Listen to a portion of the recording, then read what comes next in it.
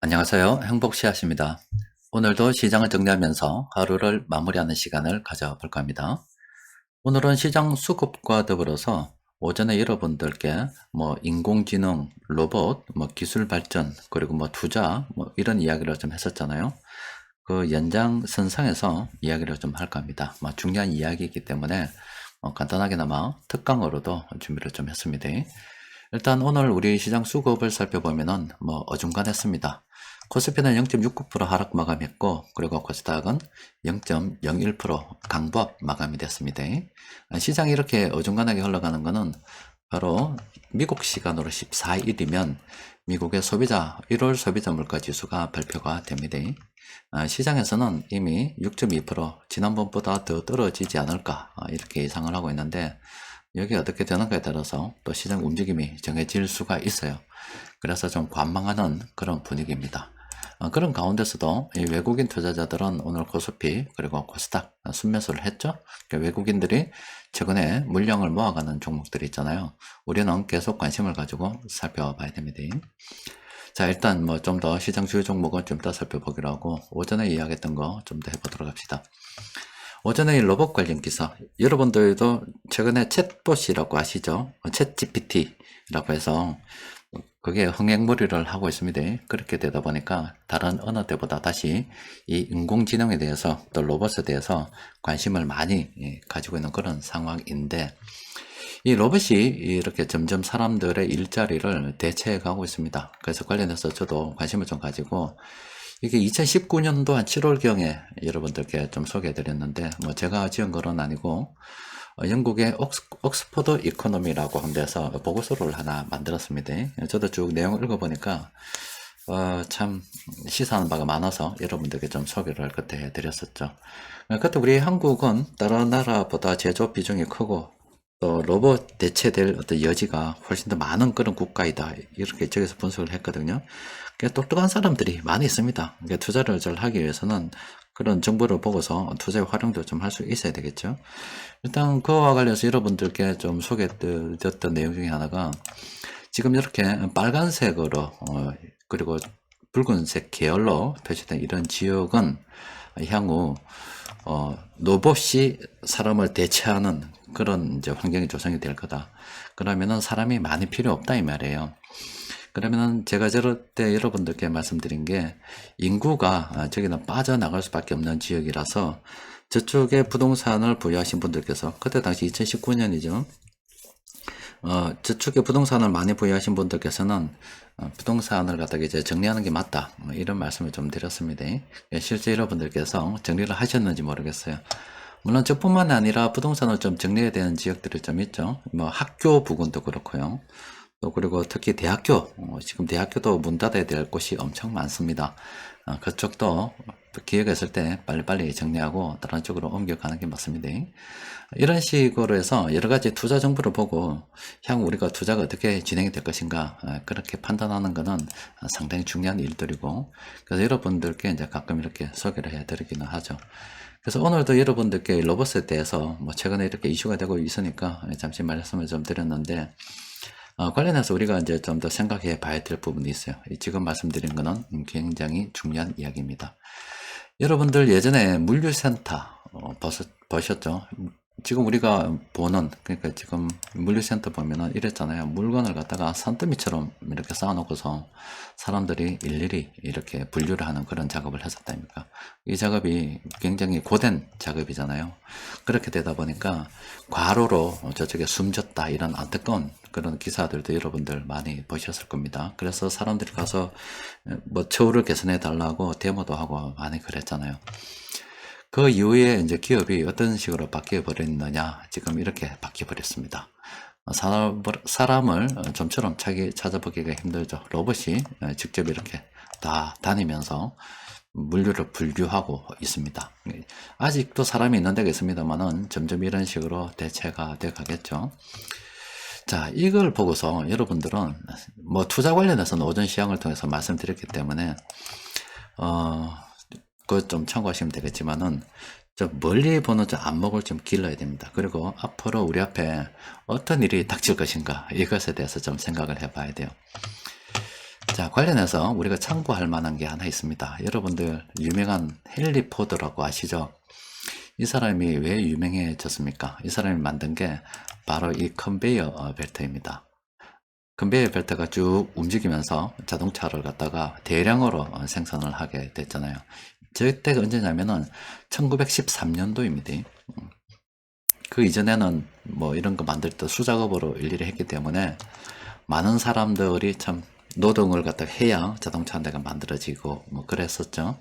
그런데 이런 시스템이 도입되고 난 다음부터 엄청나게 생산이 빨라지고 또 사람들도 많이 또 실직을 하게 됐죠. 그런데 이때가 다시 말씀드리지만 1913년도입니다. 그런데 정확하게 한 6년 정도 지나고 난 다음에 어떤 일이 벌어진지 아십니까?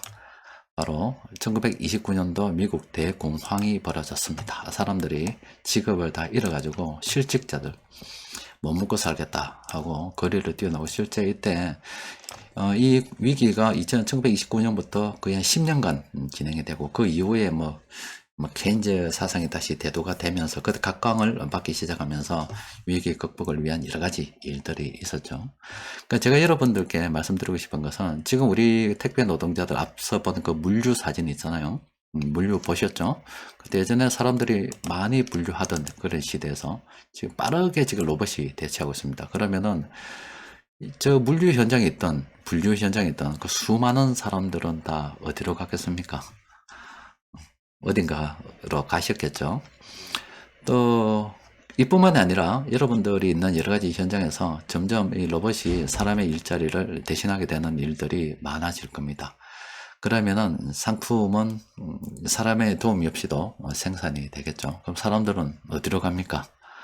나중에 되면은 이런 식으로 될 가능성이 굉장히 크다라고 볼 수가 있겠죠. 그럼 우리 앞에 어떤 일이 지금 닥칠 것 같아요? 1929년도 대공황이 오게 된 그 계기가 뭡니까? 지금 많은 사람들이 이렇게 노동력을 투입해서 물건을 만들었는데 로봇이 투입되니까 그때는 로봇이 아니지만 생산이 좀 더 예전보다 체계화되다 보니까 기술 발전으로 인해서 더 많은 물건을 생산을 하게 됐습니다. 저렴하게도 생산을 하게 됐죠. 그런데 문제는 대공황이 오게 된 문제는 돈이 없어요. 사람들이 물건은 넘쳐나는데 이 물건을 살 만한 돈이 없어요. 그래가지고 미국이 이제 전 세계가 이제 그때 박살이 났다고 볼 수 있죠. 그러면 시간이 얼마 되지 않을까? 그럼 지금 우리가 물류 현장이 되니까 이제 로봇이 자꾸 들어오니까 지금부터 십몇 년 생각하면 큰 오산입니다. 이미 4차 산업혁명이라고 해서 진행된 지가 꽤 오래됩니다. 이제 머지않았다 이 이야기입니다.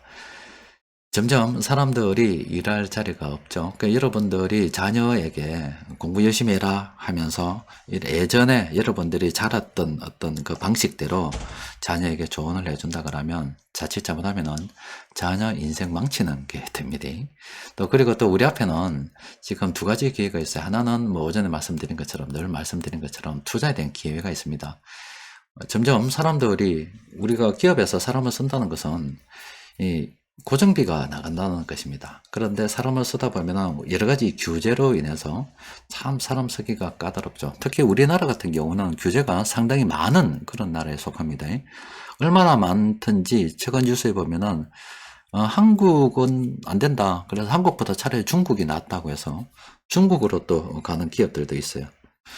그렇게 지금 우리나라가 이제 노동 환경이 뭐 노동자 입장에서는 좋지 않는데 기업하는 입장에서는 또 역시 좋지 않은 거예요.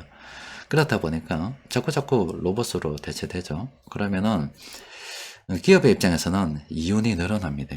이윤이 늘어나는데 사람의 입장에서는 이제 돈이 자꾸 줄어들겠지요. 특히 앞서 말씀드린 그런 여러 가지 산업화가 빨리빨리 로봇으로 빨리빨리 전환되는 지역에 사는 사람들은 그 공장들은 돈을 많이 법니다만은 실제 인력들은 관리 인력들밖에 필요 없기 때문에 사람들이 줄어들어요. 오히려 그 동네는 부동산 가격이 떨어지는 일들도 계속 벌어질 수가 있습니다. 그럼 우리 앞에 이제 투자의 기회는 있죠. 두 번째는 이런 일이 생긴다 이 말입니다. 사람들이 거리로 나와서 못 먹고 살겠다 이렇게 대모하는 일이 생길 겁니다. 그리고 분명히 물건은 많이 생산이 되는데 사줄 사람이 없어서 굉장히 어려운 일이 온다라고 말씀드렸죠. 이게 제가 여러분들에게 늘 말씀드리는 겁니다. 우리한테 한 번의 기회가 있는 겁니다. 예전에 일본 그림 보여드리면서 한 번의 기회가 있는 거고, 그리고 저런 상태가 되면, 지금 1929년과 같은 그런 상태가 되면 한번 큰 홍역을 한번 겪겠죠. 그 다음에 다시 또 재정립이 되는 그런 상황이 벌어질 것으로 저는 예상을 하고, 지금 가치투자연구원을 계속 운영하고 있는 겁니다. 이런 것들 갖다가 뭐 저 혼자만 알면 안 되잖아요. 애들한테도 전수를 좀 해주고 싶어서 코로나 이전에 애들 데리고 그 유럽에 갔었습니다. 그래서 저 1929년에 그때 시대적 상황을 갖다가 정리한, 만든 영화가 브루클린으로 가는 마지막 비상구라는 그런 영화가 있습니다. 예전에도 여러분들께 한번 소개를 해드렸죠. 이 다리가 1879년도 중국 사람들이 엄청나게 현장에 많이 투입되어서 굉장히 오랜 시간 동안 많은 사상자를 내고 진 그 브루클린이라는 이 다리입니다. 이 다리를 허드슨 강이 흐르고 이쪽이 뉴욕이고 이쪽이 공장지대인데 연결하는 게 바로 이 브루클린 이 다리입니다. 여기 애들 데리고 갔었죠. 지금 보이는 이쪽의 모습은 뉴욕입니다. 뉴욕. 이쪽은 지금은 좀 다릅니다만은 그때 당시 공장이었죠. 애들 데리고 가서 이야기하고 싶었던 건 뭐냐면은 애들이 어렸기 때문에 제가 무슨 말을 해도 그때는 애들이 받아들일 준비가 안 됐을 때예요. 그런데 저런 데 한번 데려가서 한번 둘러보고 사진도 몇 개 찍어놓고 하면은 나중에 좀 컸을 때 이야기를 알아들을 먹을 만한 그때 나이가 되면은 그때 이야기하려고 입으로 데리고 갔었던 거예요. 요즘은 이 이야기하면 애들이 알아듣습니다. 오늘도 뭐 이야기 잠시 했었는데 잘 이해를 하죠. 그래서 지금 요 다리, 이 다리를 중심으로 이쪽은 이제 노동자들이 많이 사셨고 이쪽에는 이제 자본가들이 많이 살았어요. 그때 브루클린으로 가는 그 마지막 비상구 그 영화에서 맨 마지막 장면이 이 장면입니다. 여러분들에도 예전에 그 말씀드렸잖아요. 그 오랜 실업이 끝나고 이제 공장이 다시 문을 열었습니다. 그래서 사람들이 공장으로 열심히 달려가는 이 장면, 이제 그 복잡한 뭐 굉장히 어지럽던 이 그 사회 상황이 정리가 되고 다시 질서를 찾아간다는 뭐 그런 내용인데, 그래서 제가 이런 말씀 드렸잖아요. 마지막 장면에서 과연 저 일대 끝에서 희망을 찾을 수 있을 것 같냐는 질문을 여러분께 드렸습니다. 자, 이게 사람들이 일 다 하던 그런 데고, 어떻게 자본가가 있는 겁니다. 여기 그 브루클린 다리인데, 사람들은 어느 쪽으로 갔냐면, 일로 갔어요, 일로. 이쪽으로 갔습니다. 계속 노동자도 갔었죠. 물론 뭐 노동자로 사는 게 나쁘다는 건 아닙니다. 근데 저렇게 받는 월급을 좀 아껴서 자본에다가 투자도 좀 할 수 있어야 됩니다. 아마 저쪽으로 안 가고요. 몇 사람이 일로 갔다 그러면 이쪽으로 가는 사람들은 성공했을 겁니다. 그래서 저때 시대 상황에 또 다른 영화들 보면은 간혹 이쪽으로 간 사람들의 어떤 이야기를 담은 영화들이 가끔 있더라고요. 그러니까 어느 쪽으로 가야 될지는 뭐 여러분들이 선택을 해야 되는 문제인데, 지금은 이제 저렇게 대량 노동이 이제 필요하지 않은 그런 시기입니다. 앞서 말씀드린 것처럼 지금 시대가 많이 바뀌고 있어요. 그러면 결과적으로 우리가 투자를 진행해야 됩니다. 그래서 애들한테도 투자에 대해서도 뭐 지금껏 뭐 가르쳐 왔지만은 뭐 상징적인 곳이잖아요. 자본주의 상징적인 곳, 이 전공그래서 요 앞에는 거리가 좁아서 찍으면 사진 1회밖에 안 나옵니다. 전공그래서 뉴욕 전공그래서 요 조금 여기 멀리 나와서 보면 상거리인데, 여기서 보면 이제 잘 보이죠. 이쪽으로 가면 트럼프 옛날 집이 있고, 이쪽으로 가면 여기서 이쪽은 트럼프 집이 있고 막 그렇습니다. 어쨌든 지금 여러분들이 지금 살고 있는, 경험하고 있는 이 시기가 굉장히 중요한 시기입니다. 투자에 있어서도요. 지금 이거 보세요. 눈으로 바뀌는 게 보이죠? 세상이 변하는 거 보면서도 지금 어떻게 변해가는지 모른다 그러면은 결론은 이 사람들 똑같습니다. 영화 속에 나오는 이 사람들하고 똑같이 그렇게 됩니다. 빨리빨리 캐치하고 빠져나와야 돼요.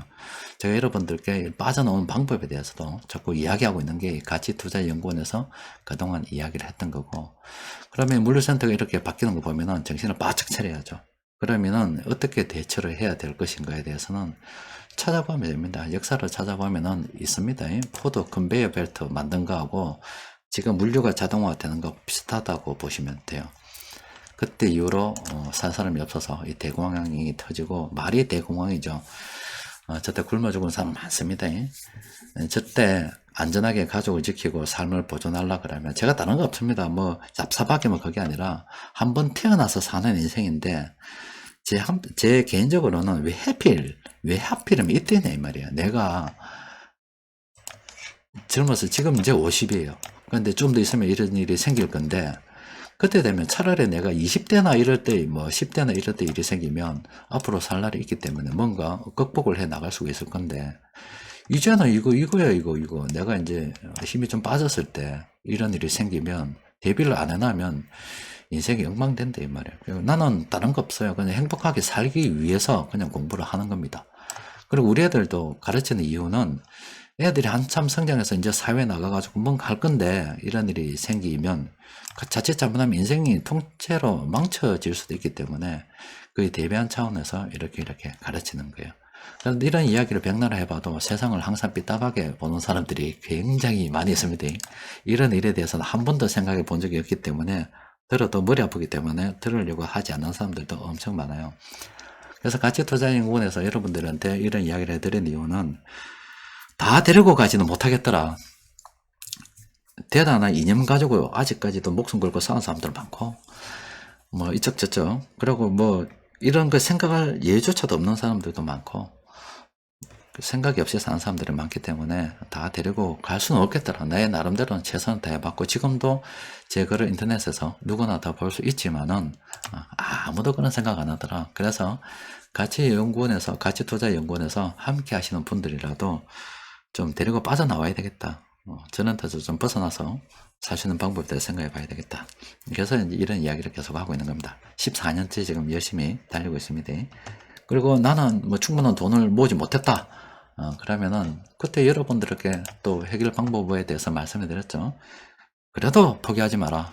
시골에 가면은 빈집도 쎄삐리고 농촌 인구가 줄어들기도 한다. 그리고 정부에서는 농촌에 정착하려고 하면 여러 가지 지원들도 많이 해주고 농촌은 크게 돈이 없어도 살만한 그런 환경들이 있다.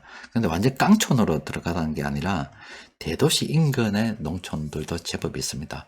한 대도시에서 차 타고 한 2, 30분만 가면은 뭐 오지와 같은 그런 농촌들이 굉장히 많아요. 그럼 좀 어떤 뭐 대도시에 서비스가 필요하면 2, 30분 차 타고 나오면 되고 평상시에서 거기서 살고 힘든 일 있으면 농사나 짓고 텃밭에 좀 지어서 이렇게 살면은 크게 돈 안 들이고 살 수 있는 방법도 있죠.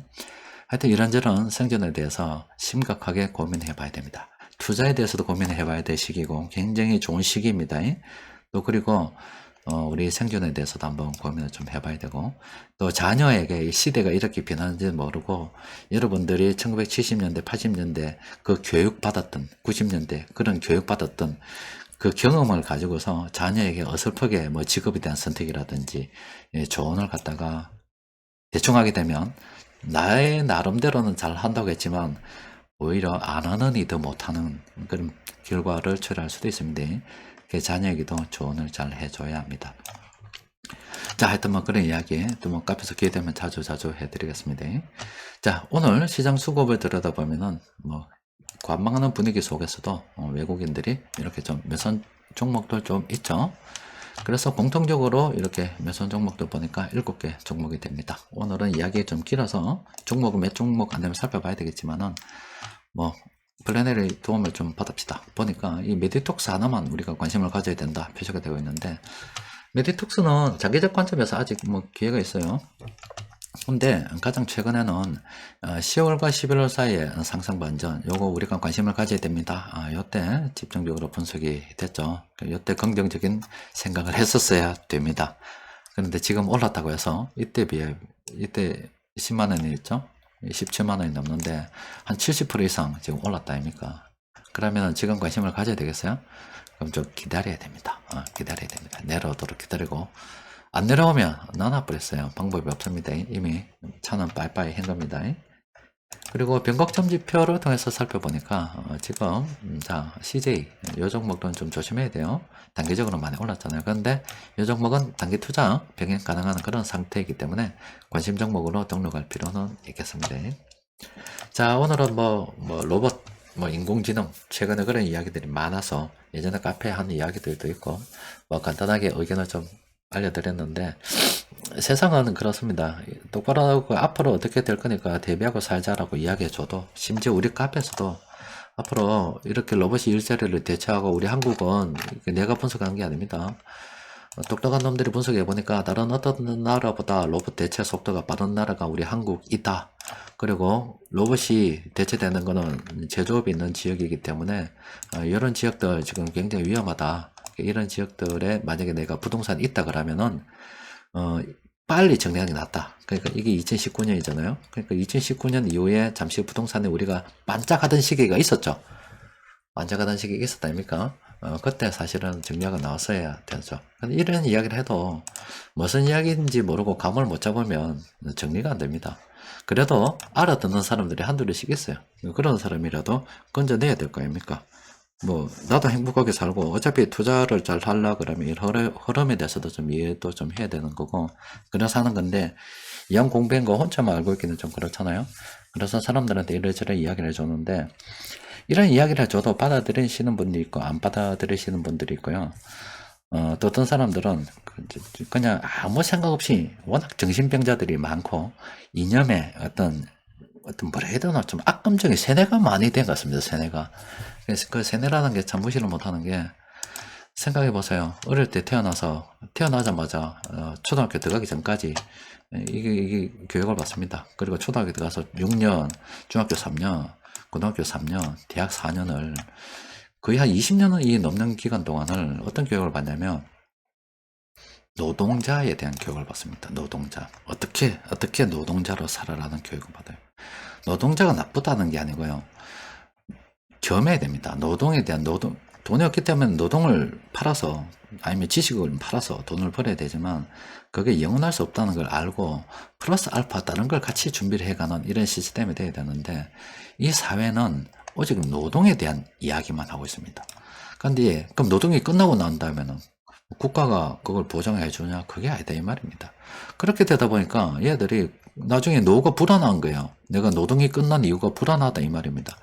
그러니까 시선을 어디다 돌리냐면 지가 스스로 이렇게 대비를 해서 뭐 주식 투자나 이런 어떤 그런 준비를 안 하고요. 그냥 이 노동이 끝났을 때 내를 어떻게 해야 되지, 내 새끼는 어떻게 해야 되지 해서 그냥 자본가를 갖다가 하나의 공격 대상으로 삼아서 추세를 죽이보려고 하고 있습니다. 그러니까 이 자본가는 어떻게 해야 돼요? 자본가는 산업 현장에서 가능하면은 고용을 안 하죠. 빼죠. 그리고 자본가만 그렇다는 게 아니고요. 일반 자영업도 마찬가지입니다.